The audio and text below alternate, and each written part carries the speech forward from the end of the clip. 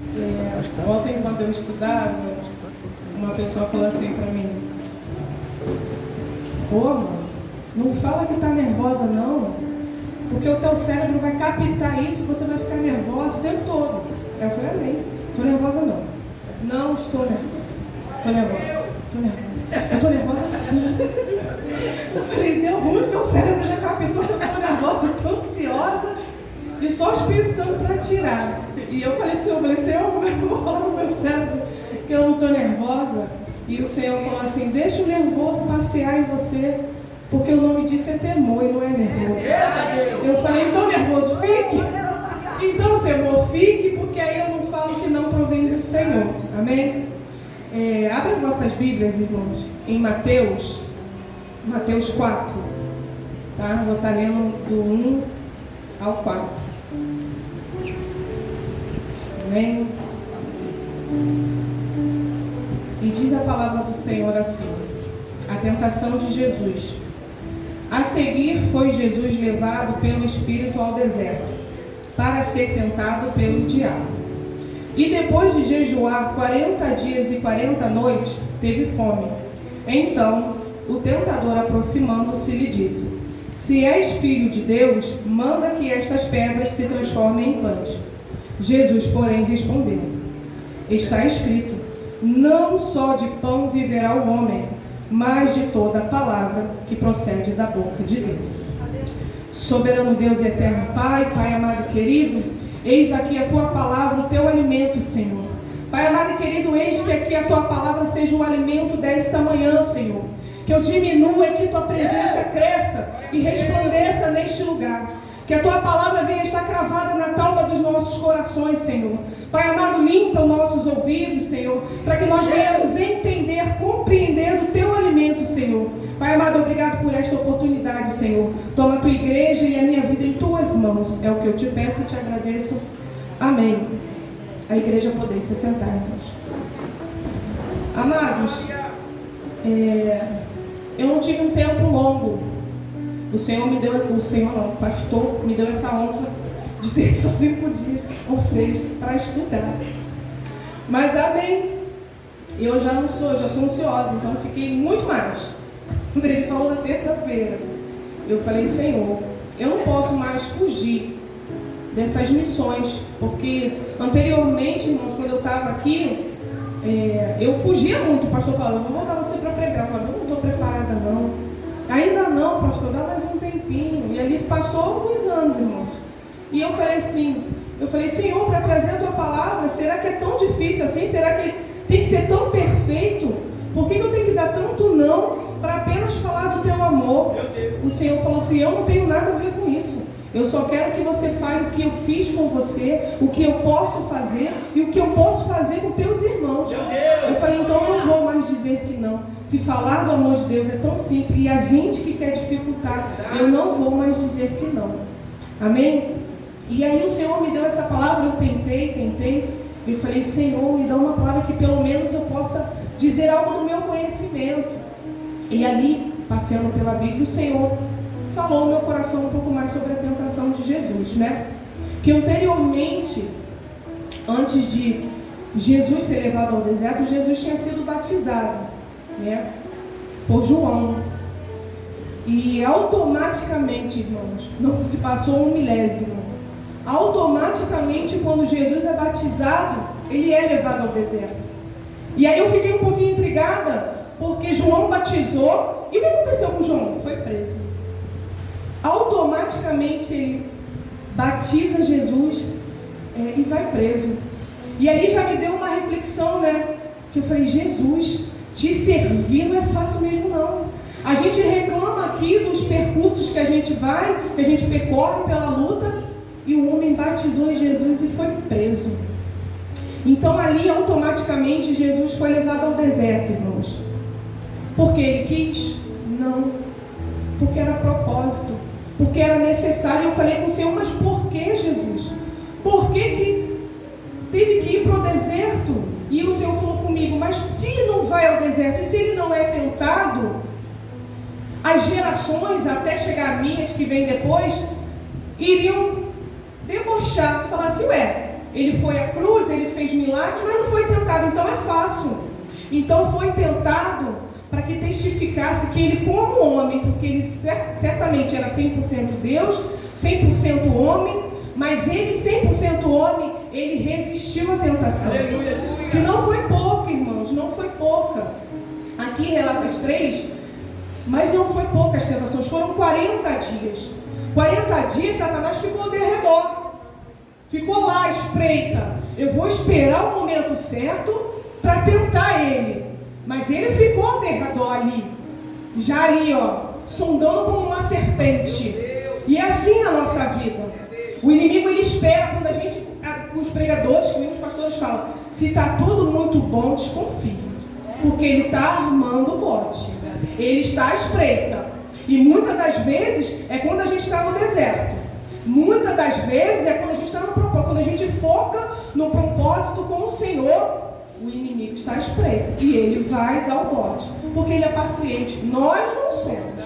Nós não temos paciência. Nós não temos paciência para esperar um milagre. Nós não temos paciência para esperar a resposta. Mas o inimigo tem. Ele é paciente, irmãos.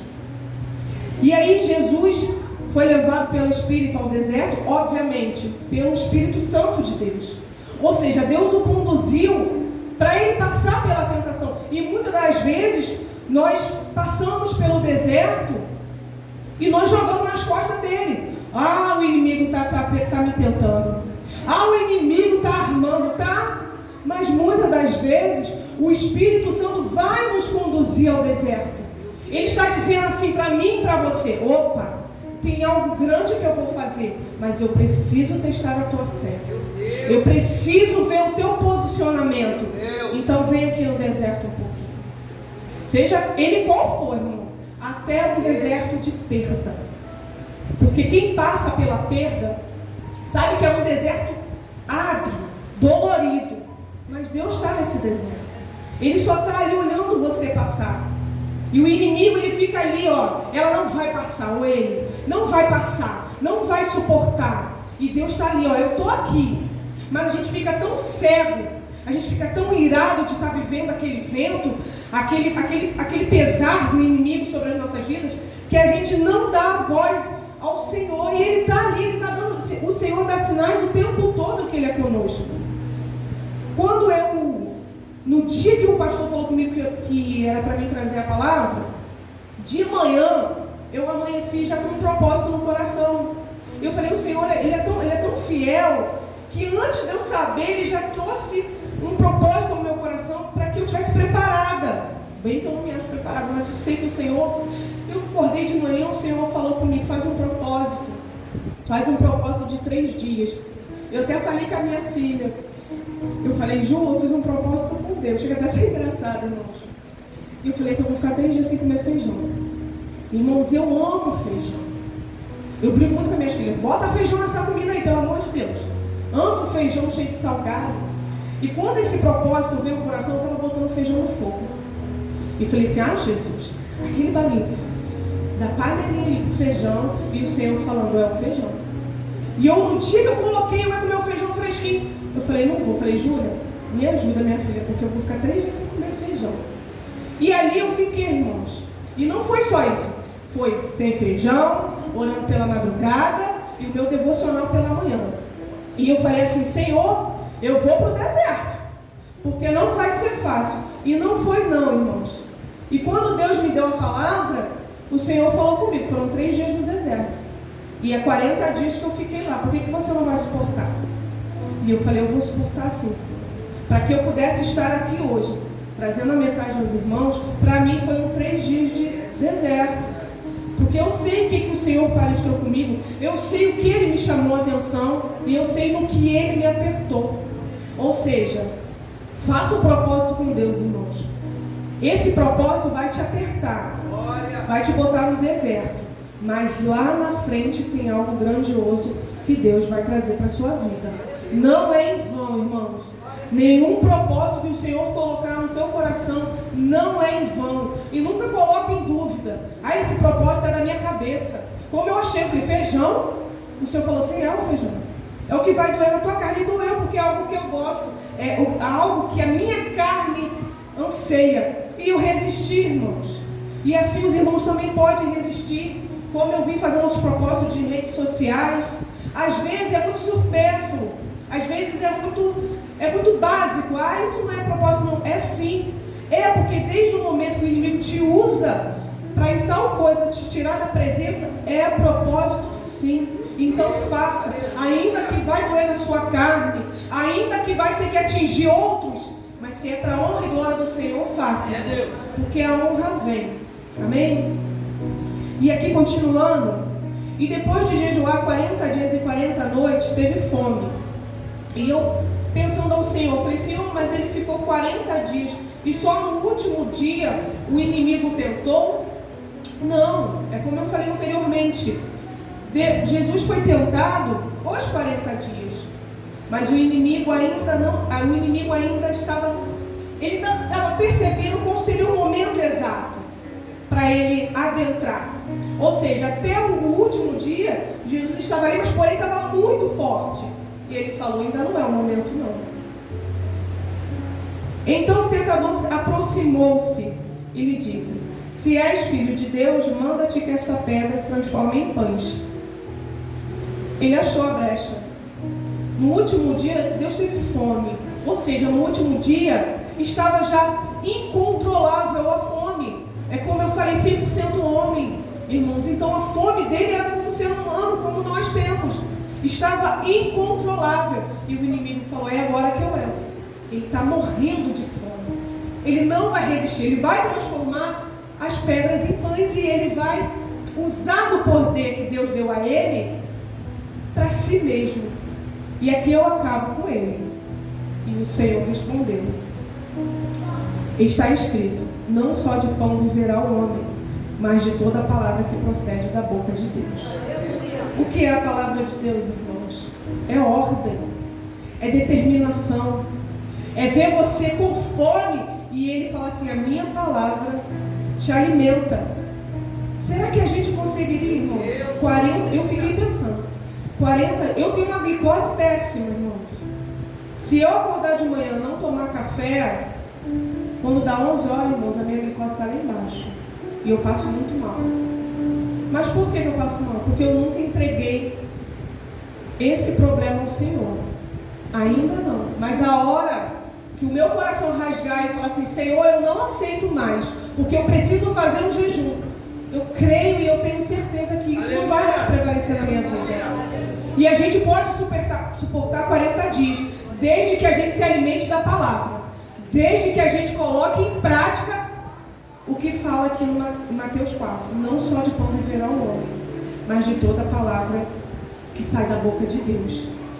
Irmãos, Deus me deu até aqui. Mas tem uma parte aqui que eu li e me chamou muita atenção. Que fala assim, vou aqui no 5 rapidinho.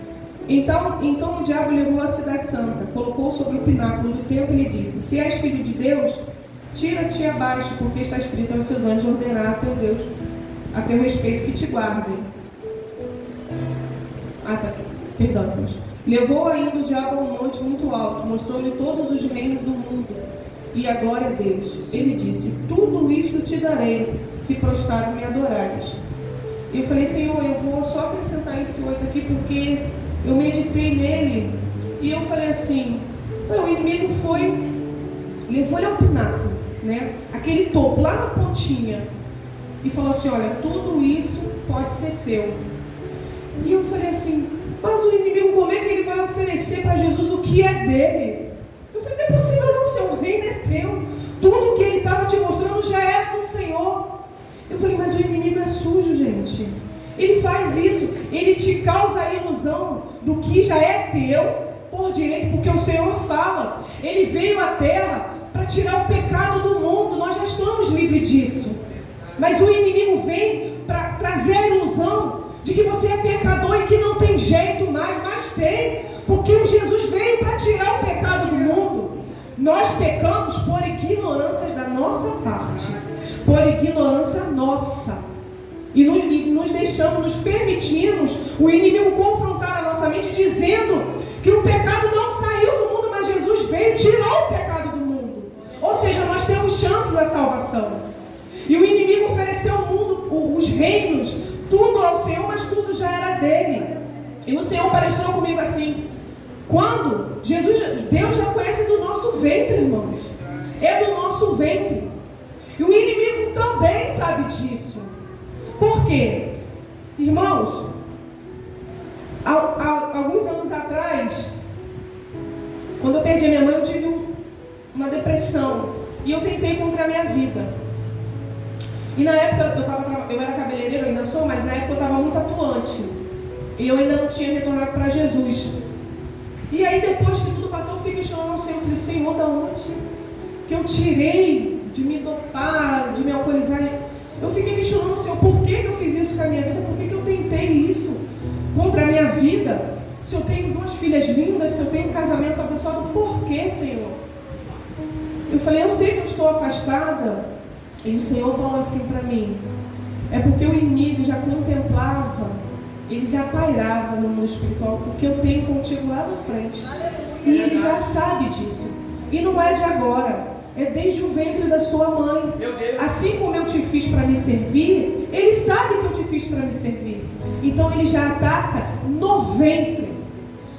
Quando a gente vimos muitas gestantes, irmãos, como a minha sobrinha, como eu dei testemunho aqui, de passar lutas durante a gestação. Irmãos, tem promessa dentro daquele ventre. E o inimigo já sabe isso, porque ele já viu no mundo espiritual o que essa vida vai fazer na obra do Senhor. E eu questionei o Senhor, falei: não é possível, não. Eu tive uma vida muito difícil. Eu falei assim: como que eu posso servir ao Senhor com uma vida tão difícil? E uma tia minha, irmãos, mora em Irajá. Ela não é nem minha tia de sangue, ela foi esposa do meu tio de sangue. Um dia ela me ligou e falou assim: Amanda, eu queria fazer um cabelo com você. Aí eu falei assim: tia, mas você mora em Irajá, é muito longe, deve ter cabeleireiros melhores aí. Ela: não, meu filho, eu quero ir. Eu falei: então vem, tia. E ela veio, irmãos. E ali conversando, a gente falando de muitas coisas e tal. Ela manda, sabe o que me veio à memória aqui agora? Uma vez você pequenininha, você tinha uns 2 aninhos, e seu pai tinha acabado de falecer, você morava com a sua avó e eu estava lá. E me deu um negócio, Amanda, eu fui no quarto. Quando eu cheguei no quarto, você estava espumando. Amanda, foi um desespero, nós começamos a virar você. Quando eu olhei no chão, a cartela da sua avó de azepam você tinha tomado toda. E foi uma correria e tal. E eu falei: tia, como é que eu nunca soube disso? Como que nunca ninguém me falou isso? Eu falei: não é possível, não. Ela falou assim: foi. Aconteceu, Amanda. Eu que te levei para o hospital. Se eu não entro naquele quarto, eu não sei o que poderia acontecer, porque não deu tempo nem mais de aspirar, né? Fazer lavagem, porque não se sabia quanto tempo você estava ali. E aí passou, fiz o cabelo dela, ela foi embora, e dias se passaram, irmãos, e o Senhor me incomodou. Estava afastada ainda, irmãos, e o Senhor me incomodou. O Senhor falou para mim: lembra quando você questionou por que você tinha feito tal coisa contra a sua vida, se dopado? O inimigo usou do mesmo artifício quando você ainda não tinha consciência nem domínio sobre si. E durante a gestação da sua mãe, a sua mãe tentou contra a vida dela, do mesmo jeito. Eu falei: eu não acredito. Falei: nunca ninguém falou isso, eu não acredito. Eu falei: eu estou ficando doida, eu estou ouvindo vozes. E eu liguei para minha irmã. Eu falei: Lidiane, em algum momento minha mãe já tentou contra a vida dela quando estava grávida de mim. E tentou, Amanda. Uma vez minha mãe tomou um monte de calmante grávida de você. E eu falei assim: Jesus, o inimigo tentou contra a minha vida com os mesmos artifícios. Mas no último artifício eu decretei: ah, Satanás, contra a minha vida você não vai mais possuir. Porque desse mal eu estou liberta. Porque a minha vida é de Cristo. Foi Ele quem me deu. E hoje eu entendo por que Deus me deu vida. E nunca mais eu vou tentar contra a minha vida, irmãos. E nunca mais eu vou permitir o inimigo trazer à memória o que me entristece. E eu estou curada para a honra e glória do Senhor. Por que eu estou falando isso, irmãos? Porque, como eu falei, desde o ventre, o inimigo, ele vê no mundo espiritual o que tem lá na frente para a sua vida. Automaticamente você pode fazer uma reflexão agora e dizer: realmente, eu fiz a mesma coisa, uma coisa errada, várias vezes. Porque se o inimigo entender que ali é a brecha, ali é a fragilidade, ele chega a ser burro. Porque ele vai tentar com o mesmo artifício várias vezes, até você levantar a sua mão, entregar para Jesus e dizer assim: desse mal ele não me vence mais, porque eu já entendi, eu já enxerguei ele. Ele vai ter que tentar outro, mas até ele tentar lá, hoje eu estou firme nas promessas do Pai. Para a honra e glória do Senhor, irmão, hoje eu estou aqui. O Senhor me permitiu estar aqui hoje. Eu falei: Senhor, eu não sou pregadora e nem vou me colocar como tal, porque eu sei da veracidade que é a tua palavra, eu sei da importância de trazer uma mensagem, a responsabilidade que é estar aqui na frente e você falar algo que entristeça o coração do irmão. Eu falei: Senhor, não me permita inflamar o coração de ninguém, Jesus, porque eu já senti, infelizmente, irmão, não é nem agradável dizer isso, nem é legal. Eu já senti a dor de ouvir algo que entristece do altar. Eu já senti, eu creio que alguém também já sentiu. Infelizmente, talvez aquela pessoa se deixou levar pelo inimigo por algum momento e falou algo que veio entristecer o coração de alguém. Eu falei: Senhor, isso não. Eu falei: qualquer coisa, Senhor, menos não me permita falar nada que venha entristecer o coração dos meus irmãos e nem o meu. E nem falar nada que venha me envergonhar. Porque se a gente está aqui, é exortação, a gente sabe que a palavra dói. Eu falei: Senhor, que seja a tua palavra verdadeira que confronte, e não nada da minha carne que venha entristecer o coração do irmão e que alguém venha sair daqui e dizer: ah, não volto mais, que palavra péssima, que palavra que me machucou. Isso não, irmãos. Eu quero que os irmãos saiam daqui curados em alguma coisa, saiam daqui com a palavra gravada no seu coração e que possam sentir o desejo de voltar. Eu quero ouvir mais, eu quero até ouvir mais da irmã Wanda, porque eu gostei, porque eu quero passar isso para os irmãos. Eu quero ter algo de Deus para que os irmãos sintam que eu tenho ainda mais para oferecer. Eu quero ter mais para oferecer. Eu falei: Senhor, eu não quero me titular como pregadora, como isso. Não, eu quero apenas ser uma pessoa que conseguiu transmitir algo da parte do Senhor para a igreja. E assim eu quero me permitir mais. E eu sempre falo: gente, quando eu tenho oportunidade e que eu subo aqui, é uma graça tão grande, é tão transformador, é uma cura tão grande que eu falei assim: todos têm que ter a oportunidade de passar por aqui. Irmãos, que comecem numa oportunidade, mas que passem, para que os irmãos sintam a glória que tem nesse altar.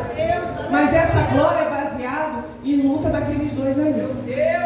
Porque se não tem verdade ali, irmãos, a verdade não chega aqui. E qualquer um com muito mais experiência do que eu, estudo teologia, quando chegar aqui vai sentir. E sempre, porque os irmãos veem os pregadores falarem. Tem uma graça diferente nesse altar. E tem, irmãos. Por isso que eu clamo ao Senhor para que todos vocês passem um momento por aqui, pregando numa oportunidade. Eu falo muito com a minha filha fica: mãe, eu estou muito nervosa, eu não quero oportunidade não. Eu falo: minha filha, você não tem noção do que uma oportunidade faz nas nossas vidas. Quantas vezes eu sentei ali nessa cadeira com o coração amargurado, ou até com uma ira dentro de mim por alguma situação fora, e numa oportunidade ser lavada, ser curada e falar algo para os irmãos, e automaticamente o Espírito fala aqui comigo: ó, te conserta, toma jeito, para de falar isso, para de falar aquilo, sai da internet, para de ficar em status. E isso falando a oportunidades. E eu não sei explicar como isso acontece, irmão, mas acontece. A gente está aqui no microfone, está falando com a igreja, e o Senhor está palestrando outra coisa com a gente aqui, como está acontecendo agora. O Senhor está palestrando comigo. E eu falei: Senhor, amém. Então me ajuda, Senhor, no conserto. Me ajuda a olhar, ver o erro. Não quero fazer. Mas não é só olhar o irmão errando e falar: não quero fazer não. É estender a mão para ele. É ter sabedoria e discernimento de chegar até ele e falar assim: irmão, vamos melhorar nisso aqui? Conte comigo. Eu estou aqui, conte comigo, conte com as minhas orações. Ah, eu não tenho coragem de falar com o irmão, então interceda pela vida dele, irmão. A irmã está muito esquisita, ela deve estar com algum problema. Eu vou falar com ela: vai não, irmão, vai para o joelho. Interceda pela vida dela. Principalmente interceda por quem te feriu. Quando eu estou em casa, eu falo: Jesus, será que eu feri alguém, Jesus? Eu sou meia grossa. E me ajuda aí, Jesus.